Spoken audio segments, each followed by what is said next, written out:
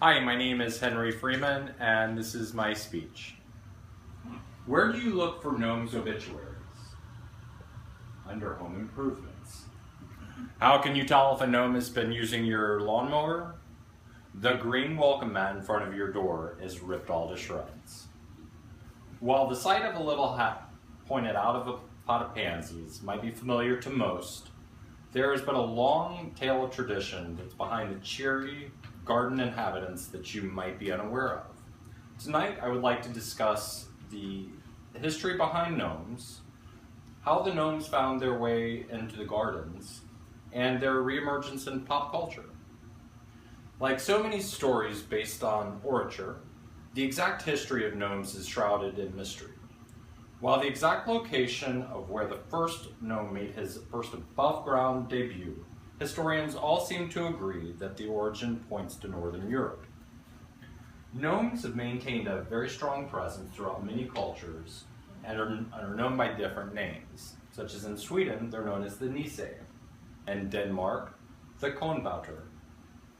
The term gnome gets its name from Latin heritage, from either the word gnomus, meaning knowledge, or the term genemos, meaning earth dweller. Wherever they originated or how they got their name, gnomes are generally described as humanoid creatures that are small in stature and are moving below the ground. But back to the origins of the gnomes, there are a couple of differing opinions on when and by whom gnomes were introduced into people's gardens. It was author Will Huggen, in his book titled Gnomes, who credits German porcelain maker Philipp Griebel with the introduction of gnomes into the garden. He stated that Philipp modeled his creatures after the local miners of that time because they were both short in stature and wore red hats. They wore the red hats so that they were a little bit more visible within the mines. Griebel's gnomes were also very popular regionally, as Germanic folklore tells that at night they sat in the garden, kept it safe, and gardened for you. However, on the opposing side, historian Twiggs Way argues that it was the eccentric Sir Charles Isham of the Lamport Hall estate in the Northamptonshire, England, who actually made the first introduction of the gnomes. He featured hundreds of gnomes throughout his gardens, which was a little bit different than the times of the gardeners in that era, who preferred more of the druid stones. Did I mention that he was eccentric? Upon his passing, his family removed all of the gnomes from his gardens with the exception of one, whose name is Lampy. Lampy is now currently insured for over £1 million.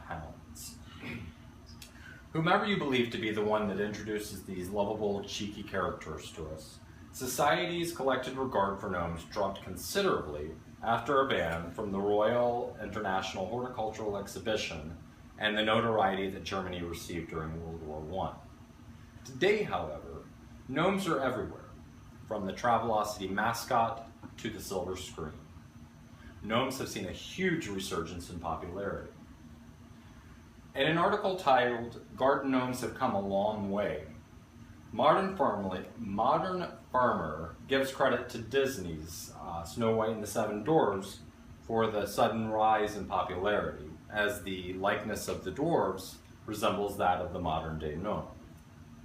In conclusion, with such an elusive past, and with mystery surrounding their entire origin, it is easy to see why people are so fascinated by gnomes. So in conclusion, the next time that you're at your local landscaping place or your gardening center, to quote the Travelocity roaming gnome, take time to smell the roses. Thank you so much for your time. Yeah!